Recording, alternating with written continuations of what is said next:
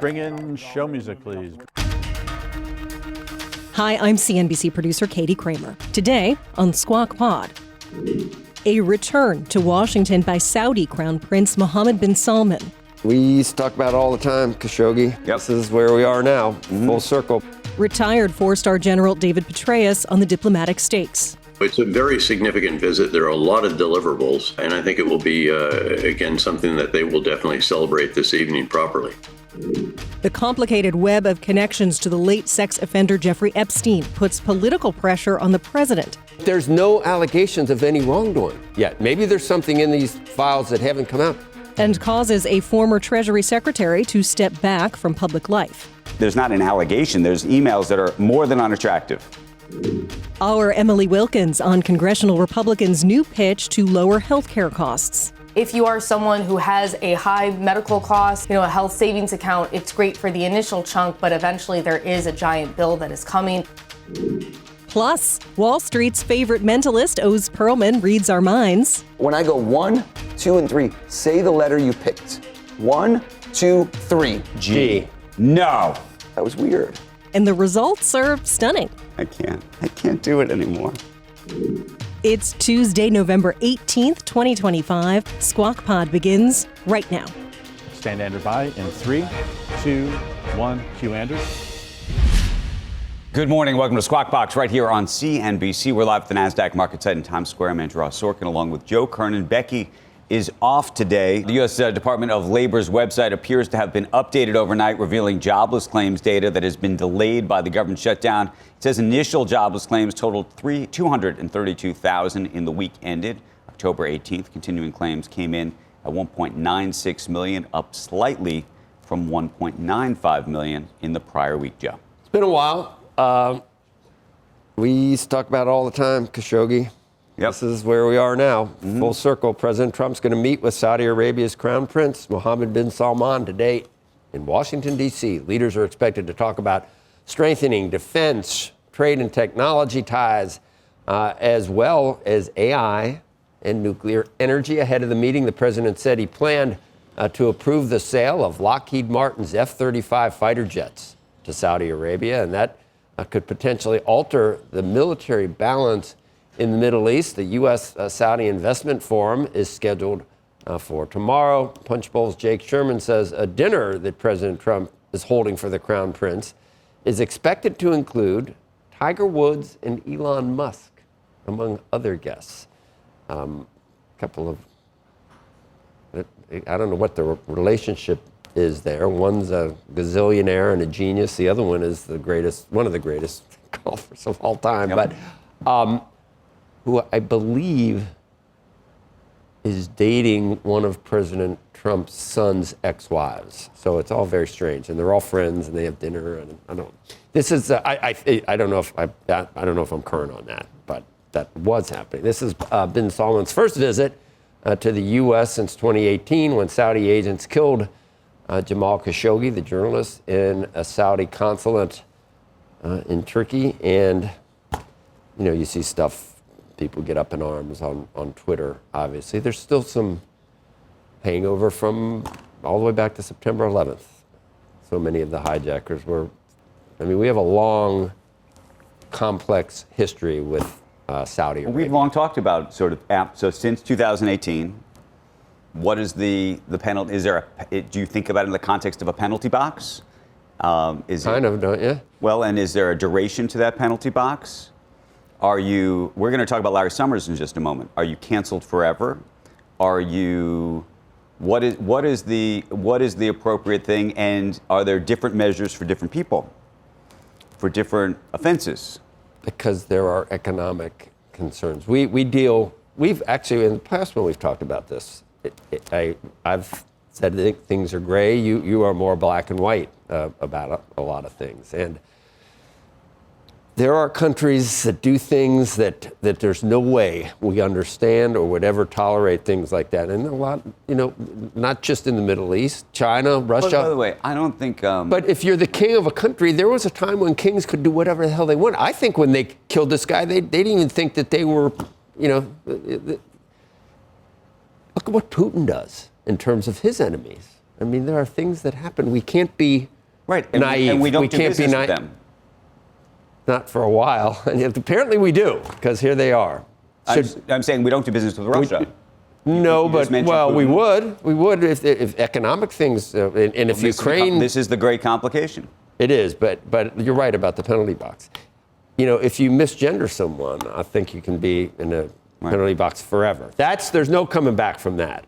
But these other things, you know, murdering someone is much less. Well, let me ask you about this then. All right. So, former Treasury Secretary and Harvard President Larry Summers saying he's going to, quote, step back from public commitments. This follows the release of emails that showed that he kept up a friendly relationship with the late sex offender Jeffrey Epstein after Epstein pleaded guilty to soliciting prostitution from an underage girl in 2008. It also follows President Trump's ordering the Justice Department to investigate Summers and other prominent Democrats' ties to Epstein. In a statement obtained by CNBC, Summers said, "I am deeply ashamed of my actions and recognize the pain they have caused. I take full responsibility for my misguided decision to continue communicating with Mr. Epstein." Summers says he will continue to teach. He's also, we should mention, a board member at OpenAI. We don't know whether that designation is going to change or not. And here we are. We talk about, you know, moral lapses, moral, maybe worse than that, depending on how you think about it. We haven't really talked about President Trump in regard to the Epstein files. Or, by the way, it's interesting to me, though, that here we have Larry Summers voluntarily stepping back from public life effectively on his own. Well, his stuff was way after 2005 when Trump threw him out of Mar-a-Lago and alerted the FBI apparently to things that were happening. I understand that. I mean, there were a lot of, and people, you know. I'm not here to defend Larry Summers. No, but some of the names that we're talking about, this was like after 2008 even. There were parties with Stefano. I mean, the names that were at parties well after people should have known what was going on. That's why, you know, it's easy to cherry pick and select things. I don't know, you know, with Trump you want to go there, but I don't know. I think I'm he's just saying that what's so I don't know. You know what? Neither one of us. No, do. but here's the look. The question is, in this environment, I would say prior to President Trump, really, I mean, thinking about the Carroll lawsuit and everything else, right? There was a lawsuit against this current president that involved allegations of rape. That's what that case was. And he is now the president of the United States. He wasn't found guilty of rape, obviously. I said those were the allegations. And, right. And you heard what the court effectively said about all of that ultimately. Well, that was the judge. The judge, a judge, right. yes. You know what my feelings are. I know you have different feelings than what the judge's Totally. feelings are. What I'm saying is, it feels like the window around what people think about morality, either care about morality, don't care about morality. Is it selective to certain people? We're willing to. The left is making it selective to certain people. They're making it almost solely to Trump. When you're probably hearing more from people, Virginia. I don't think it's. But there's no allegations of any wrongdoing yet. Maybe there's something in these files that haven't come out. But there's no allegations, and you're making that leap to it long before you're really able to. And my only point is, and we have no idea what Larry Summers' full engagement is with Jeffrey Epstein, but there's not an allegation. There's emails that are more than unattractive. It seems. I don't know enough about it. I don't either. What year are we talking about? We're talking about way after 2000. All I'm suggesting is that sort of okay, let's say you're back in the. Let's say you're back in. You got pictures of Trump back in the 90s with Epstein. Mm-hmm. Is that problematic for you? I think it's not great. Well, it's not great for anyone. It's not great for anyone. But then, as I say, you got your other friends like Clinton. How many jet rides well after the 90s down to the island? Well, we'll see, and that's what we don't know. And then the question is, is, don't look at it. The left looks at it selectively, and you don't think that the right looks at. Well, we'll see what's in there now that if it does come out. We are in no position to know anything about any of this. But I will say and to this. Cast I remember but I mean, there was the grab 'em by the you-know-what line. There was obviously this allegation of rape case. Now you're getting I'm just saying. No, you can't. So this is going to be what? So going back to this is what you're going to be to go after Trump at this point. This is your cudgel. It's not a cudgel. What I'm It's suggesting totally to a you is that cudgel. there is for whatever reason, and I'm trying to understand it. You talk about selective sort of context around different individuals, and what I'm saying is there is clearly a shift around selective thinking around questions about morality about certain people for certain reasons. I mean, no one's saying any of our leaders are morally perfect. And once again, you can go back, take your pick of who you're talking about there. But I mean, how long did we pander in the Russia hoax? I mean, anything to try and get this guy from the left. It's almost. So now this is the latest little. The Russia hoax thing. By the way, Marco Rubio ran an investigation himself, who's now the Secretary of State.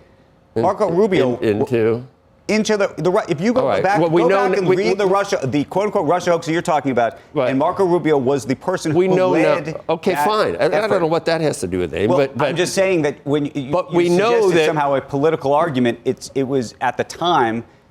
It was being led by the guy who's now the Secretary of State. The hate for the hate. It doesn't matter.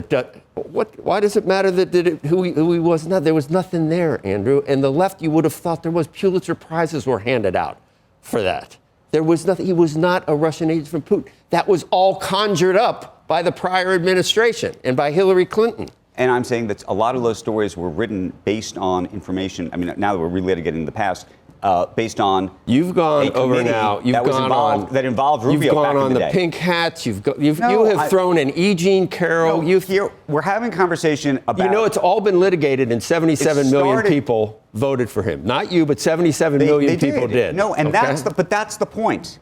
So we got a horrible country that has no morality. No. The question is. So here we are now debating the morality, effectively, of Khashoggi this morning. Right, who's visiting at the White House. And we're having Khashoggi's dead. You mean? MBS. And we're having a debate or a conversation about whether somebody like Larry Summers should be stepping back from public life or not. That is the question. And I'm saying, given this sort of context, what do you think about that now? You think Trump should step back from public life because Larry Summers is setting some type of example? I'm just suggesting to you that there is a wide aperture here that people are using in terms of how they want to think about different people for different reasons. Each of those individuals know exactly what went on, and I don't. I don't either. So I wouldn't deign to know. If Summers feels like he's in a position where he'd step back, he ought to step back. He's deeply ashamed. So I don't know what's in there. I don't know what happened either. I don't know if he's at the island. I don't know. I don't know anything. Republican senators are floating a health care plan that has the backing of President Trump. Emily Wilkins joins us now with more. Good morning. Good morning, Joe. Well, yeah, senators, right now they're racing to find a solution to keep healthcare costs low, given that coming expiration of those premium tax credits at the end of the year. The Republicans are warning that just a simple extension of those credits is not going to be able to pass both chambers. So now we've got Senator Bill Cassidy. He chairs the Senate committee overseeing health care, and he's pitching a new plan, basically to let these premium tax credits go ahead and expire at the end of the year, and then use the savings to provide prepaid healthcare savings account to those who sign up for the lowest tier of plans on the Affordable Care Act marketplace. Now, as you mentioned, Trump himself endorsed spending the funds directly, not rather on the tax credits, but giving that funding to Americans. But the idea has raised concerns among some health policy experts. The Kaiser Family Foundation's healthcare expert, Larry Levitt, tweeted that without the enhanced ACA premium tax credits, people would have a harder time buying plans with affordable deductibles. But he then went on to add that he does not believe that this plan from, and he tagged Senator Bill Cassidy, would cause a premium death spiral in the same way as other health account proposals that have been floated. Now, you remember Senate Majority Leader John Thune, he promised Democrats a vote on the bill of their choosing in mid-December, meaning that lawmakers are under the gun to find something that can pass both chambers. Otherwise, you're going to see those premium credits expire and have no alternative there. Guys? The health savings account, we're hearing that from a lot of different sectors at this point. Emily, we had the other day a long discussion about that with on the set here. A lot of people have talked about that being something that might make sense. It's been years. I don't know why we haven't tried it up to this point. Bertinelli was on. Mark, is it his name? Bertolini. Yeah, Bertolini was on talking about that as an answer of Oscar Health. I don't know if you saw any of that interview that day, Emily. Well, I know, at least from the discussions that I've heard up on Capitol Hill, yes, there's definitely an openness to the idea of these health savings accounts. I think at the same point, some of the other concerns that I've also heard is that if you are someone who has a high medical cost, if you're dealing with a really devastating illness and you are racking up those hospital bills, a health savings account, it's great for the initial chunk, but eventually there is a giant bill that is coming. And I think for certain folks who want to see a higher premium than the bronze plan, you want to get something that maybe has more coverage. You wouldn't necessarily get the HSA. And I should note that Cassidy has asterisked this is something he's still discussing with folks. They have only a couple weeks to come up with a proposal. So he's still kind of trying to workshop it as he's putting it out. But it is just notable, of course, given that they are going to have to figure this out before a vote in just a few weeks. Yeah. All right, Emily. Appreciate that. Thank you. Just looking at this, Andrew. Yeah, Summers' emails with Epstein were 2018 and 2019. Yep. Asking for advice on pursuing a romantic relationship. And that was 10 years after Epstein had pleaded guilty to all those charges in 2008. So I don't know if it's an apples to apples or not when the relationship ended in 2005 with. You're talking about Trump. Talking about Trump, comparing morality. I think Larry has a lot to answer for. I'm not saying he doesn't have a lot to answer for. Right. And by the way, it's not coming from the Democrats. It's the Republicans who Steve Bannon is not. Don't use Steve Bannon or Marjorie Taylor. Tucker Carlson. I can't believe that these people are on Democrats' lips now. Marjorie Taylor Greene, Steve Bannon. Those are the people. And Tucker Carlson. The people who have supported this president have been the most vocal supporters of the president. Okay. Right? That's where it's coming from. It's not. I just would have never believed that MTG would be mentioned so frequently by the left. It's just, it's like come full circle. I'm just suggesting that's where it's it's the party that has supported this president who's calling for all of this. Okay. That's where it started. Tease will be next. Coming up on Squawk Pod, a high-stakes meeting at the White House today with President Trump and Saudi Prince Mohammed bin Salman, retired general and former CIA Director David Petraeus on the changing politics in the Middle East. Unfortunately, Hamas is still the guys with the most guns in Gaza. They're still essentially the government.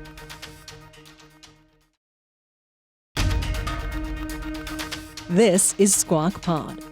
Up and Andrew, Q. You're watching Squawk Box on CNBC. I'm Andrew Oz Pearlman along with Joe Kernen. Saudi Crown Prince Mohammed bin Salman is scheduled to visit the White House today, his first since the 2018 killing of journalist and Saudi critic Jamal Khashoggi. For a look at what's at stake, I want to bring in retired four-star Army General David Petraeus, chairman of the KKR Global Institute and the KKR Middle East Global Institute. He was, of course, the CIA director during the Obama administration. Good morning to you. Good to see you. When this whole meeting is over, General, what do you think we're going to ultimately hear? What kind of deals do you think can ultimately be struck?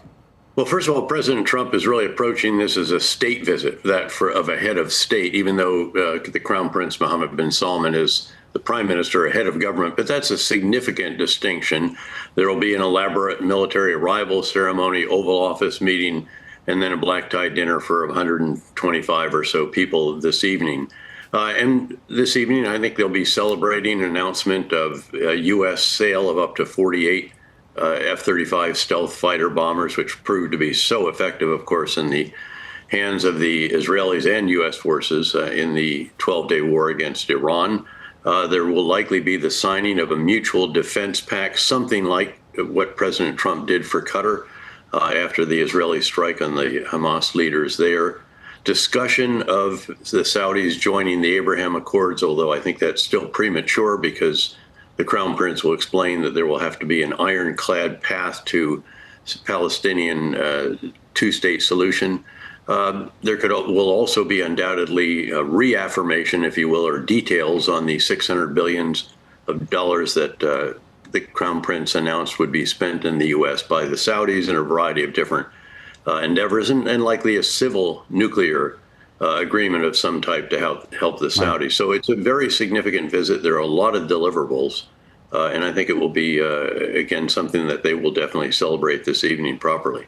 What is your take on the F-35 sales? There's some concern, more than some concern, a report inside the Pentagon suggesting it could be a problem that these planes could ultimately either wind up in the hands of the Chinese, or given the partnership between the Chinese and Saudi, that it presents a problem and something that we should be concerned about. Well, I think there's reason to be concerned about that, and I think there are also mitigating steps that can be taken to assure that that doesn't happen. This will, though, be the first sale of F-35s outside of Israel when it comes to the Middle East. You can then expect probably the Emiratis and others may seek similar sales in the future. And the key is, again, just making sure that there are safeguards, that there's no way that they can reverse engineer if it gets in their hands or something like that, which I don't expect to happen. I suspect we'll have a lot of advisors around this. There will probably be discussion as well of other modernization of the Saudi military, including maintenance and training agreements also.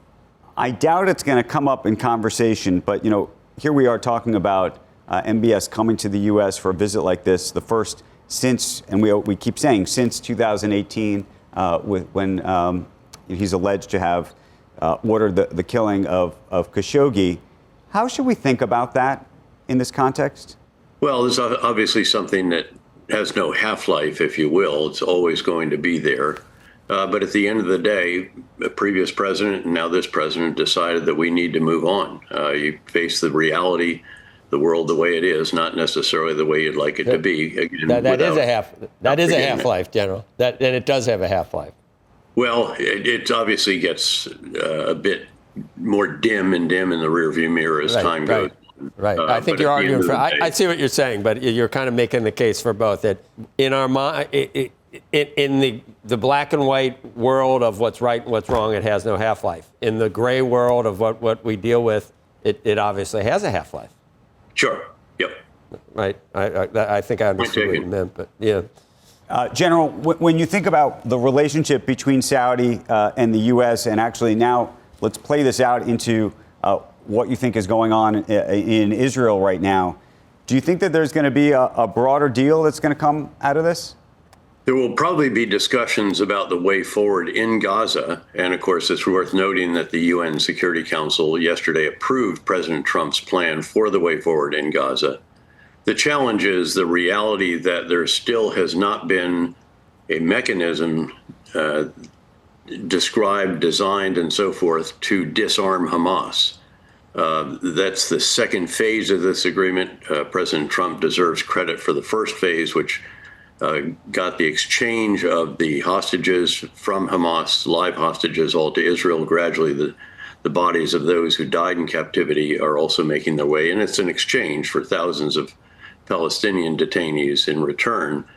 The question is, how do you move forward now? Unfortunately, Hamas is still the guys with the most guns in Gaza. They're still essentially the government, and there really is not a separation of the people from the extremists in this case, which is what you would have wanted to see in this campaign. Look, Israel was brilliant against Hezbollah, brilliant against Iran, set the conditions that enabled Ahmed al-Shara to topple the murderous Bashar al-Assad regime in Syria. But the situation in Gaza is still at a bit of an impasse because there has been a clear and leave approach rather than a clear hold build. And whether there can be a force found somewhere in the world that's willing to go in there and fight Hamas and its hundreds of miles of underground infrastructure and take them on and clear them out, disarm them forcefully if they will not disarm voluntarily, that is a big question right now. I'm sure they'll talk about reconstruction, but again, it's very hard to do reconstruction if you haven't actually separated, again, the people from the extremists in this case.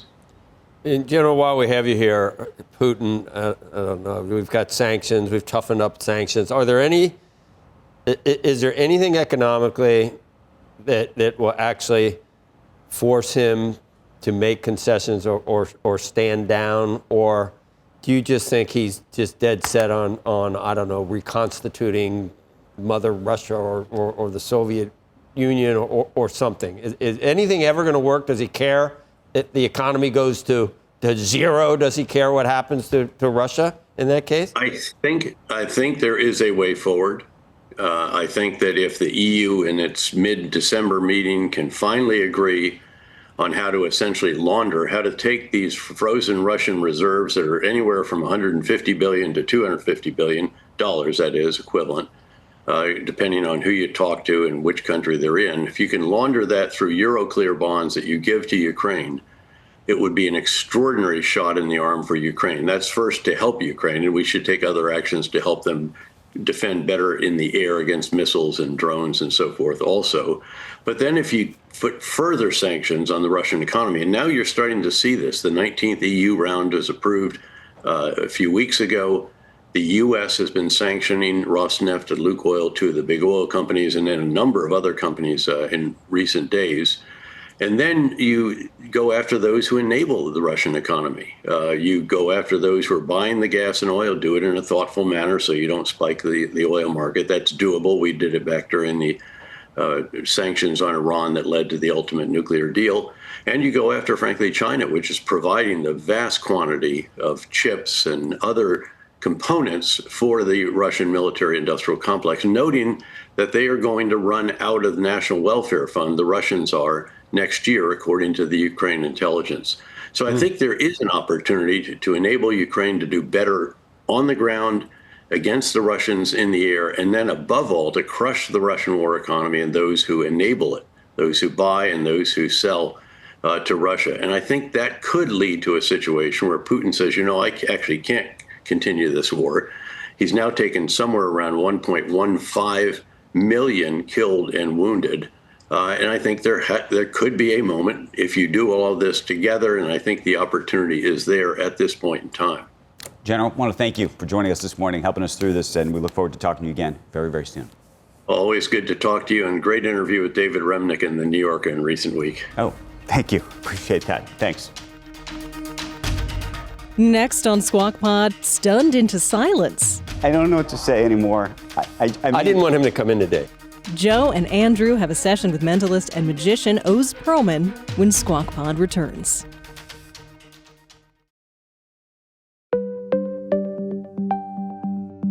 You're listening to Squawk Pod from CNBC. Here's Andrew Ross Sorkin. Our next guest is a regular on Squawk here, and now the author of a new book. It is called Read Your Mind. He's done it to us a whole bunch of times, and boy, he's about to do it again. Mentalist Oz Pearlman is here. Former Wall Streeter himself. Former Wall Streeter. How many years have you Merrill Lynch? How many years have you been coming on the show? Do you know? I think we're going on a decade. I think we're going on a decade. We haven't aged a day, neither of you. I love it. It's unbelievable. It's unbelievable. Did you predict that? I did. Looking good, Joe. And you've got a new book out. You and me both. Can we give a quick shout out to Viking? We both have stocking stuffers. That's folks. true. There you go. And you know what's interesting? Our books are kind of different, but kind of the same. Mine is all about practical advice, actionable takeaways to achieve success. I am not going to teach you to be a mentalist. But yours is kind of looking into the past. Yes. To avoid financial disaster. Yes. Which I didn't know, but October 24th, 1929, Black Thursday. That is true. What if you had known that date before it had happened? Right? This whole show is what if you could know the future. Jesse Livermore and shorted the market and done spectacularly. Right, but how do you see what's going to happen? I like to say we throw out a date. We go into the future, gentlemen, month, day, and year that has no meaning in the next decade. Month, day, and year. What year? Give me the year. What do you got? The one that... Yes. 2027? 2027, you see it. Is there a reason you picked it or no? Month and a day. I'm going July 6th. July 6th, 2027. What do you think's going to happen on that day? I'm writing it down. 7:06. The market will open and the market will close? 7:06. I agree with you. 7:06:27. Here's what I think. This is the wild part about this. I wonder if it could be a weekend. Could be a weekend. I didn't look it up yet. July 6, 27. You made it up. Here's where this gets interesting. What if you knew the future? Right? What if you could figure it out? Each of you grab a book. You get your own book. Okay. I get your book. You get my book. Okay. Yep. I'm giving it to you. I'll sign it later. You better sign that one for me. Okay. Flip through the pages. Yep. And I want you, because here's what I think. The way that a 1929 event happens is when everyone's brain is synced up. Everyone loses confidence in the market at the same time. Yep. Everyone sells, no one buys. As you're flipping through, hold it a little closer. Sorry. Because it doesn't matter to me, but I don't want you to see each other's. Okay. His book has more pages than mine. Yes. One page, I always say it's calling out your name. Go to yours in your book. Go to yours in your book. Find it and bring it close to your body.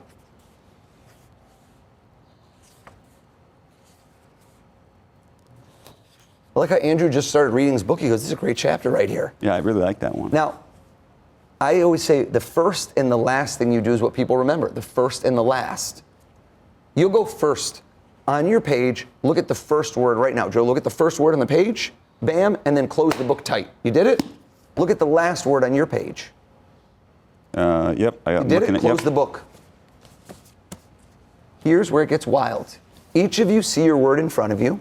You could have gone any word, any page, period. In your book, in my book, I want you to just grab out a letter. Just grab a letter out of your word right in the middle. Just grab the letter out. You got one? Mm-hmm. Letter and a letter?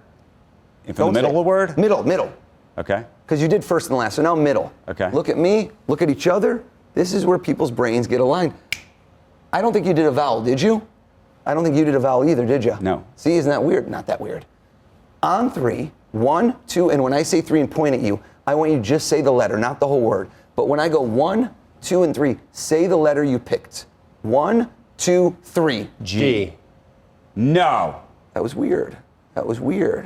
Right? How does this happen 1929 when everyone starts thinking like gentlemen? Each of you grab a pad of paper and a marker. There is no collusion. You could have picked any random page. Any word, grab it. There's no chance on this.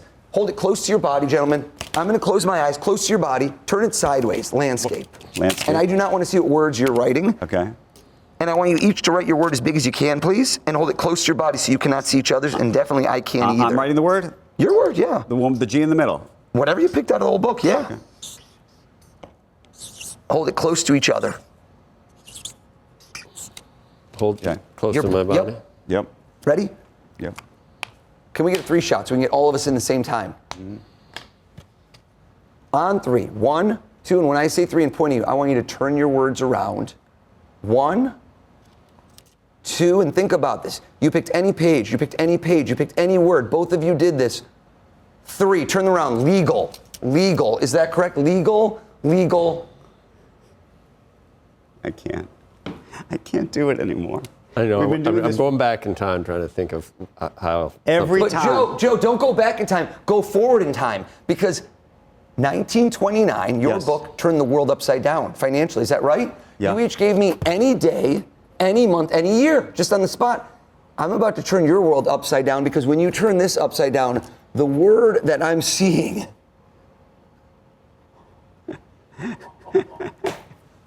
I don't know what to say anymore. I mean, I didn't want him to come in today. I almost expect it now. I know. So I do too. But it's anything short of thinking he might be Satan is. I mean, you're like. I can't even.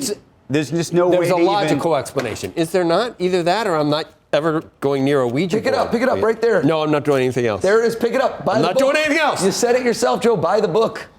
What do you want me to do? Learn my secrets to success. Buy the book. I got the book. He's gonna sign it for me. Wow. Thank you, Squawk Box. I can't really even. Did you do the thing with the calculator? I mean. Yeah, I'm just trying to think of what. I have no idea how you. This is your book. I know. This is your book. You should know that people ask me about the Lego thing with Joe constantly. That is the singular one that I get asked about because it was physical. And Sam Altman. Go-karting. So he was asking me before the show began whether you go on our social media whether pages. You have access. But that wouldn't explain this. I picked it out of all the things that Joe likes on his social media did not give me any advantage right here, unfortunately. No, but when you said pick any, he needs a lawyer. That's for sure. Exactly. Pick any picture. Well, then it came up illegal. Pick any picture, and I picked Mark Twain. I don't even know why, but I did save it on my phone, and there's no reason to think I would have picked Mark Twain, and you got Mark Twain. So I thought you were looking in my phone. Can't look in your phone. How can we look? This is your book, my book, any page, any word. Yeah, this had nothing to do with that. There it is, guys. Thank you, sir. Yeah. I thank you. Thank you. I mean, for having it's me. stunned into silence, folks. And there was no way, because the middle word, there were two on each side. It could have been an 8-letter word, which wouldn't have had a middle frickin' letter, would it? Right. There's no way. Oz Pearlman, thank you. Thanks, guys. Don't you just suspend disbelief at this point? I'm ready for anything. But I can't explain it. Can you explain anything, Sorkin, for that? Can you explain anything? Or you just accept everything? No, I can't. I have no good explanation for this situation whatsoever. The previous ones were just as mind-boggling. I mean, I'm thinking, are we hypnotized? No. How does he get? How did we both pick the same word? So he had the 10 years and the next decade in cards. But then he had this only listed. one of them upside down is a word, and I could have picked any one. I know. 2028, you can't. That's not a word upside down. I need to think about it. Not going to help. I need more time. I'm staying away from all Ouija boards. That's what I'm doing, because now I'm just scared. But I'm also hopeful that maybe there's an afterlife. I don't know. And that is the magical and mental pod for today. Thanks for listening. Squawk Box is hosted by Joe Kernen, Becky Quick, and Andrew Ross Sorkin. Tune in weekday mornings on CNBC at 6 Eastern. And to get the smartest takes and analysis from our TV show right into your ears, please follow Squawk Pod wherever you get your podcasts. We'll meet you right back here tomorrow. We are clear. Thanks, guys.